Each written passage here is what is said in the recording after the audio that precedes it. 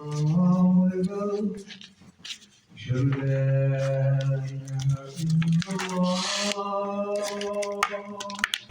أشهد لا إله إلا الله أشهد أن محمدا رسول الله أشهد أن محمدا رسول الله حي على الصلاة حي على الصلاة حي على الفلاح حي على الفلاح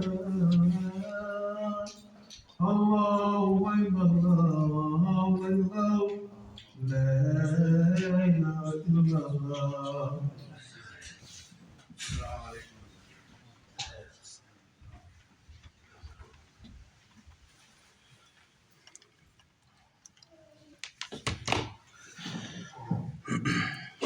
إن الحمد لله نحمده ونستعينه ونستغفره ونعوذ بالله من شرور أنفسنا ومن سيئات أعمالنا من يهده الله فلا مضل له ومن يضلل فلا هادي له وأشهد أن لا إله إلا الله وحده لا شريك له وأشهد أن محمدا عبده ورسوله يا أيها الذين آمنوا اتقوا الله حق تقاته ولا تموتن إلا وأنتم مسلمون يا أيها الناس اتقوا ربكم الذي خلقكم من نفس واحدة وخلق منها زوجها وبث منهما رجالا كثيرا ونساء واتقوا الله الذي تساءلون به والأرحام إن الله كان عليكم رقيبا يا أيها الذين آمنوا اتقوا الله وقولوا قولا سديدا يصلح لكم أعمالكم ويغفر لكم ذنوبكم ومن يطع الله ورسوله فقد فاز فوزا عظيما أما بعد فإن أصدق الحديث كتاب الله وخير الهدي هدي محمد صلى الله عليه وسلم وشر الأمور محدثاتها وكل محدثة بدعة وكل بدعة ضلالة وكل ضلالة في النار ثم أما بعد يقول الله تعالى في كتابه الكريم ألم ترى كيف ضرب الله مثلا كلمة طيبة كشجرة طيبة أصلها ثابت وفرعها في السماء تؤتي أكلها كل حين بإذن ربها ويضرب الله الأمثال للناس لعلهم يتذكرون. So in the first part of these ayats, Allah subhanahu wa ta'ala said in the Quran, He said, وَضَرَبَ اللَّهُ مَثَلًا. That Allah subhanahu wa ta'ala, He strikes up this example. And the reason why Allah subhanahu wa ta'ala gives you these types of parables and these examples in the Quran is to bring them closer to the understanding of the person. Because by having these examples, we can start to have an understanding of exactly what the maqsood is, what the point is that Allah subhanahu wa ta'ala is getting us to try to understand. So He gives us this example, the example of a tree. He said, but He compares the tree to what? Between a kalimat al-tayyiba and a kalimat al-khabitha. Between a good word and a bad word. So here Allah subhanahu wa ta'ala said in the Quran, He said, أَلَمْ تَرَى كَيْفَ ضَرَبَ اللَّهُ كَلِمَةً طَيِّبَةً مَثَلًا كَلِمَةً طَيِّبَةً. He gives us an example of a good word. And this good word is a shahadatu la ilaha illallah wa anna Muhammadan Rasulullah. This is the good word that it's talking about. Because this is the only word. This is the word that produces fruits. This is the word that if the person understands it, he truly understands the Tawheed, and he gets knowledge of this Deen. This is the thing that's going to give him the thabat. It's going to give him the firmness in this religion. It's going to make him well rooted, where this tree stands firm. And that's why Allah subhanahu wa ta'ala said, He said, مثلا كلمة طيبة كشجرة طيبة. So this good word, this word of la ilaha illallah, this word of Tawheed, and everything that comes with it. All the knowledge that comes with it is like a what? Like a shajaratan tayyib, like a good tree that sucks up, sucks up the minerals of the earth and takes them and produces the best of all fruits. So here he said, shajaratan tayyiba asluha thabit. Asluha thabit. So the roots of this tree are firm because they're rooted in knowledge, they're rooted in iman, they're rooted in the correct understanding of this deen.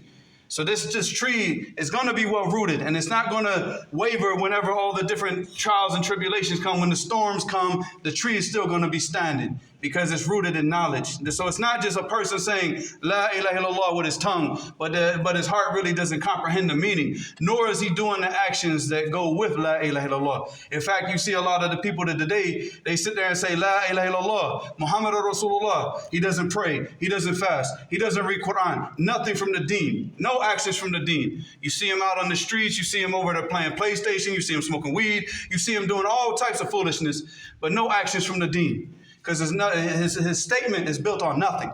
It's built on nothing. It's just built on error. Because his heart is not truly comprehending the real meaning of this word. Because the real meaning of La ilaha illallah is that you put the obedience to Allah subhanahu wa ta'ala of the obedience of everybody. That you worship Allah subhanahu wa ta'ala and you don't associate anything in his worship. And not in his worship, not in his obedience or anything. If Allah subhanahu wa ta'ala tells you to do something, you do it. Your manager tells you to do something different other than what Allah subhanahu wa ta'ala tells you to do, find a new job. Find something else. Allah subhanahu wa ta'ala will give you the risk. But you don't obey the creation over the creator. And this is the true meaning and true understanding of La ilaha illallah is through our obedience, through our righteous actions, with knowledge. So that knowledge gives us the roots. So he said, أَصْلُهَا ثَابِتٌ وَفَرُعَهَا فِي السَّمَاءِ. Because as with this asl, with this knowledge, with this iman, we start to do righteous actions. And through those righteous actions, what happens? These righteous actions, they get raised up to Allah subhanahu wa ta'ala because he's the one that's going to give us the reward. So you see the branches of this tree, the branches of the tree go up to the sky, just like our actions go up to Allah subhanahu wa ta'ala. When we do these righteous actions based on knowledge and correct understanding, based on the Quran and the Sunnah, Allah subhanahu wa ta'ala is the one that rewards us for these actions. He said, تُؤْتِي أُكُلَهَا كُلَّ حِينٍ بِإِذْنِ رَبِّهَا. He said, and it gives its fruits. Because a person who has this type of characteristic, this type of thabat, this type of firmness in the deen, he's not changing every single year with a new ideology and a new understanding. One day you see him he's a Tablighi, another day you see him a Sufi, another day you see him a Shi'i, another day he's always on thabat. He's always on the Quran and the Sunnah. He's always trying to understand the Quran and the Sunnah the way that the Sahaba understood it, the way that and his companions understood it, and the way that the Tabi'in and the Tabi'in understood it. And he's trying to practice the deen like this. This person, he brings fruit to the people. He gives out fruit because people benefit from him. Everywhere he goes, he's a benefit for the people. Everywhere, whether he has the books or not the book, wherever you put him, if you put him in the streets and he can benefit the people, you put him on an island with 10 people, he'll benefit those 10 people. You put him in the prison and he's a benefit for the people in the prison. Everywhere he goes, he produces good fruit because the people, they benefit from his knowledge. They benefit from the understanding, and they themselves start to become righteous. They themselves start to take on this righteousness and righteous actions, and they also start to produce fruits also. So then after that, he said, وَيَضْرِبُ اللَّهُ الْأَمْثَالَ لِلنَّاسِ لَعَلَّهُم يَتَذَكَّرُونَ. So Allah subhanahu wa ta'ala strikes these parables in the Quran with the hopes that the people would what? That they yatadhakkarun, that they ponder and they think deeply about these parables that he's given. After this, Allah subhanahu wa ta'ala said, وَمَثَلُ كَلِمَةٍ خَبِيثَةٍ كَشَجَرَةٍ خَبِيثَةٍ اشْتُثَّتْ مِنْ فَوْقِ الْأَرْضِ مَا لَهَا مِنْ قَرَارٍ يُثَبِّتُ اللَّهُ الَّذِينَ آمَنُوا بِالْقَوْلِ الثَّابِتِ فِي الْحَيَاةِ الدُّنْيَا وَفِي الْآخِرَةِ وَيُضِلُّ اللَّهُ الظَّالِمِينَ وَيَفْعَلُ اللَّهُ مَا يَشَاءُ. So here Allah subhanahu wa ta'ala now gives the second parable.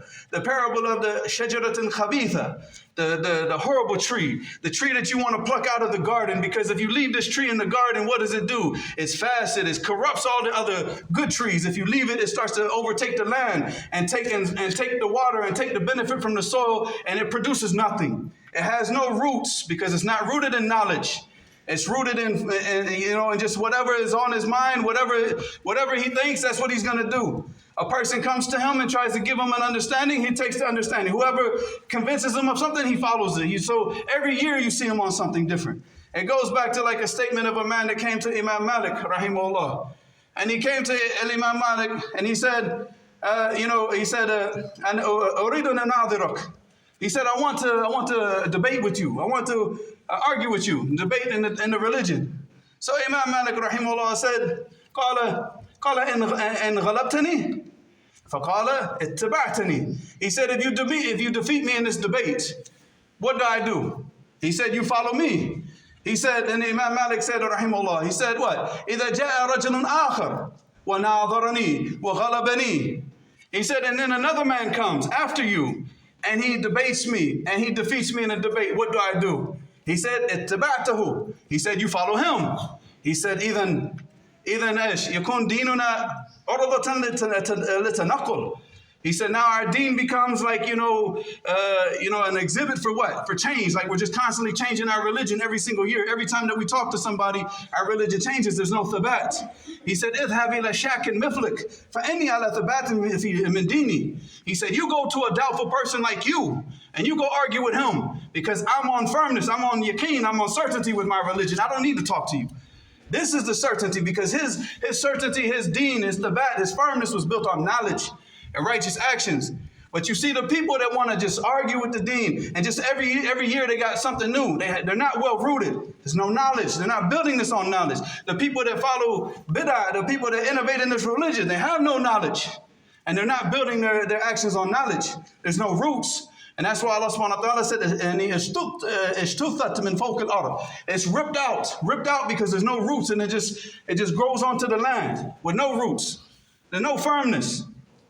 The only thing that gives you firmness is this deen. So after that, he said, it has no firmness, it doesn't stay, it doesn't remain anywhere. And he said after that, he said, يُثَبِّتُ اللَّهُ الَّذِينَ آمَنُوا بِقَوْلِ ثَابِتِ فِي الْحَيَاةِ الدُّنْيَا وَفِي الْآخِرَةِ. And Allah subhanahu wa ta'ala, He's the one who makes the people firm with the correct understanding of La ilaha illallah in this dunya and in the akhirah, when he gets asked those questions in the grave. And then Allah subhanahu wa ta'ala say, وَيُضِلُّ اللَّهُ الظَّالِمِينَ. The people that shajaratul khabitha, the person who's not rooted in knowledge, the people who just works on, acts on his desires, that what? That Allah subhanahu wa ta'ala causes him to stay in his misguidance, to remain thinking that what he's doing is correct, but what he's doing is pure misguidance. And he leaves them like that. And he said, well, يَفْعَلُ اللَّهُ مَا يَشَاءُ. And Allah subhanahu wa ta'ala does whatever he wills.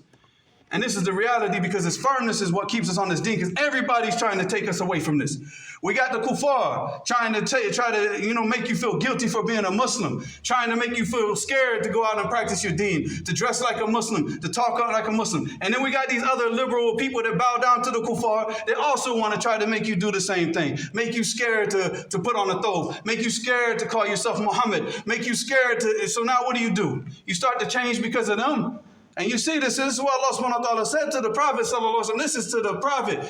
He said, وَإِن كَادُوا لَا يَفْتِنُونَكَ عَنْ بَعْضِ الَّذِي أَوْحَيْنَا إِلَيْكَ لِتَفْتَرِي عَلَيْنَا غَيْرَهُ إِذًا لَاتَّخَذُوكَ خَلِيلًا. Look what Allah subhanahu wa ta'ala said to the Prophet sallallahu alaihi wasallam in regards to these type of munharifin, these people of misguidance. He said, when كَادُوا لَا يَفْتِنُونَكَ, that they were just about to cause you fitna. With what? To get you to say, because all these kuffar wanted the Prophet ﷺ to go away from what was being revealed to him, to say something other than what was revealed to him. He said, لِيَفْتِنُوكَ عَنِ الَّذِي أَوْحَيْنَا إِلَيْكَ لِتَفْتَرِي عَلَيْنَا غَيْرًا. So you say something, and you say a lie about Allah subhanahu wa ta'ala, and you say something that's not revealed to you. And then what did Allah subhanahu wa ta'ala say about these individuals? If you had done this, he said, وَإِذًا لَاتَّخَذُوكَ خَلِيلًا. Oh, they'll be the best friends to you now. Once you go and you start to compromise in your religion, they're ready to be your friends. But as long as you're practicing your religion, you're putting the Quran and the Sunnah first, you're putting Tawheed first, you're putting obedience to Allah first, they don't want to be your friend. They're your enemies. They want to call you names. But once you start to compromise, now all of a sudden, وَإِذًا لَاتَّخَذُوكَ خَلِيلًا. Oh, they'll take you as the most intimate of companions. Oh, they're ready to come here. You're invited to our house, and they're ready. You just all you got to do is compromise. And then Allah subhanahu wa ta'ala said, وَلَوْلَا أَن ثَبَّتْنَاكَ لَقَدْ كِدْتَ تَرَكَنُوا إِلَيْهِمْ شَيْئًا قَلِيلًا. And Allah subhanahu wa ta'ala said to the Prophet, if it weren't that Allah subhanahu wa ta'ala made your heart firm and gave you the firmness in this deen, لَقَدْ كِدْتَ تَرَكَنُوا إِلَيْهِمْ شَيْئًا قَلِيلًا. That you almost would have started to what? To start to tamil ilayhim, to start to soften up with them. But Allah subhanahu wa ta'ala gave the Prophet sallallahu alaihi wasallam the firmness, and he kept his heart firm. This is the same thing that we have to ask Allah subhanahu wa ta'ala to keep our hearts firm. Because if Allah doesn't keep our hearts firm, we start to soften up with the people. We start to compromise with our religion. The next thing you know, a year or two, you have no religion left. You look like them, you talk like them, you act like them. You have no type of Islamic adab, no type of Islamic akhlaq. All of it's gone. Your character is not Islamic. Your manners are not Islamic. All of them what? Like them, like the kuffar. Because of what? Because of your compromise. And Allah subhanahu wa ta'ala, because you wanted that compromise. So Allah subhanahu wa ta'ala didn't keep your heart firm. We have to constantly go back to Allah subhanahu wa ta'ala and ask Him to increase this firmness and keep our hearts firm. Because we don't have control.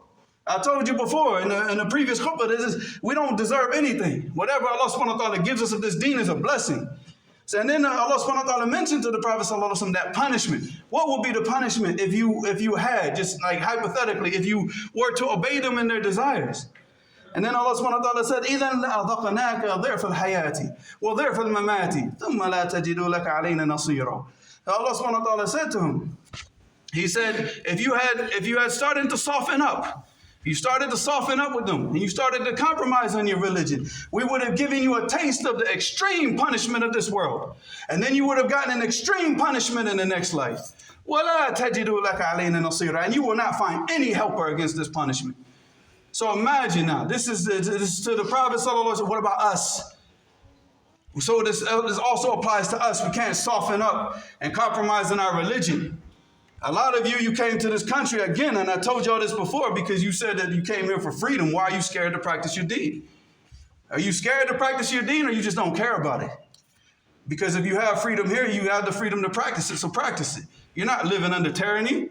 You have the freedom to practice your religion. You got the freedom to be a Muslim, act like a Muslim, dress like a Muslim, talk like a Muslim, be in the masajid and do the things that you have to do. You live in a society right now, if you can sit there and claim, oh, he's just persecuting me for my religion, and everybody will cry with you. This is the society we live in. You live in the easiest society to practice your religion, as far as like being able to practice. And now obviously not with the sins and everything. So, I mean, this is what we got to do. We have to constantly go back and learn our deen and stay on this firmness and not soften ourselves up and not compromise with the religion. Because, I mean, again, this is exactly what they want. Allah subhanahu wa ta'ala, He mentioned that also about the kuffar of Quraysh.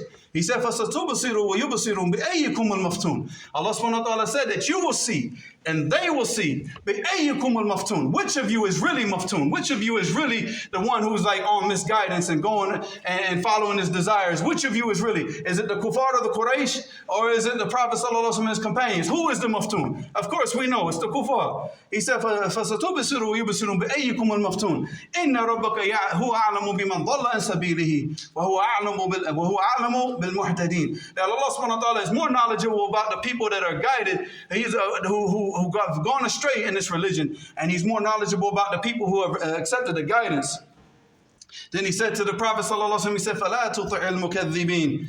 All right, and don't believe and don't obey the lying people, the people that are trying to tell you, to try to get you off of the sirat al-mustaqim. These are the mukaddibeen, the people that are going to call you names, and the people that want you to compromise, and the people that want you to take you out by the roots and take away your firmness in this religion. La tuti'hum. Don't obey them.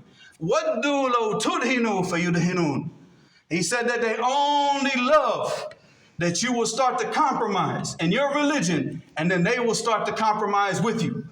That even to the point where the kuffar of Quraysh went to the Prophet ﷺ and said, we will worship your God for 1 year, you worship our gods for another year. They wanted any type of compromise from the Prophet ﷺ. What did he do? Take the lesson from your Prophet ﷺ, the one that you profess to love. Did he change his clothing? Did he change his name to Sam? Did he start opening smoke shops and selling alcohol and lottery tickets and complete chaos? Is that what he did? No. He stayed firm on the religion, and he accepted whatever type of persecution those kuffar gave to him until he made hijrah. And then they continue to persecute him. And then take that lesson from the Prophet sallallahu alaihi wasallam. This is what they love. They want you to start to compromise. And once you show that weakness, what do you think they're going to do? They're going to leave you? Nah, they're going to control you. They want to control the deen. They don't want this deen to be controlled by Quran and Sunnah. But you're giving up control. Because this is what you do. You compromise all the time. Our principles, we don't compromise for nobody. Nobody. Our principles come from the Quran and the Sunnah, and there's no compromise in that, ever. If we have to die, we die. But we die with principle. We die with thabat, and we die with izzah. But you live your life compromising in your religion. You live with dhillah. You live low-based. You live underneath the boots of these kuffar. No, nobody's asking you to jump up and become an extremist. All the people are doing is telling you to go back to your religion and start practicing your religion and put your religion at the forefront.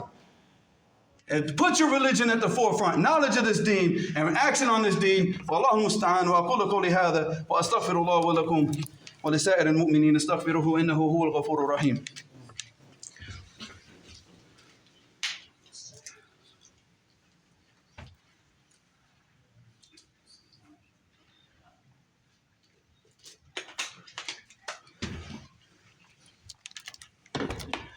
إن الحمد لله نحمده ونستعينه ونستغفره ونتوب إليه ونصلي ونسلم على أشرف الأنبياء والمرسلين محمد وعلى آله وصحبه أجمعين وبعد. Allah subhanahu wa ta'ala said in the Quran, He said, وَلَوْ أَنَّا كَتَبْنَا عَلَيْهِمْ أَنْ اقْتُلُوا أَنفُسَكُمْ أَوْ اخْرُجُوا مِنْ دِيَارِكُمْ ما فعلوه إلا قليل منهم ولو أنهم فعلوا ما يوعظون به لكان خيرا لهم وأشد تثبيتا.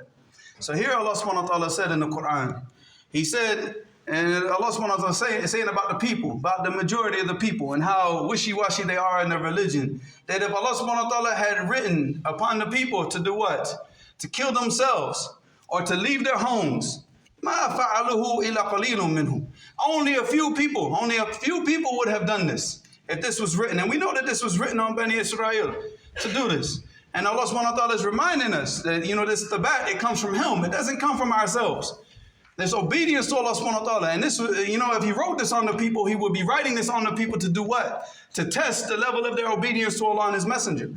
So Allah subhanahu wa ta'ala said, if He had done that, if He had written, all of you just kill yourselves or leave your houses, give up everything and just go to another land and leave your houses. مَا فَعَلُهُ إِلَّا قَلِيلٌ مِّنْهُمْ. Only a few people would have done it.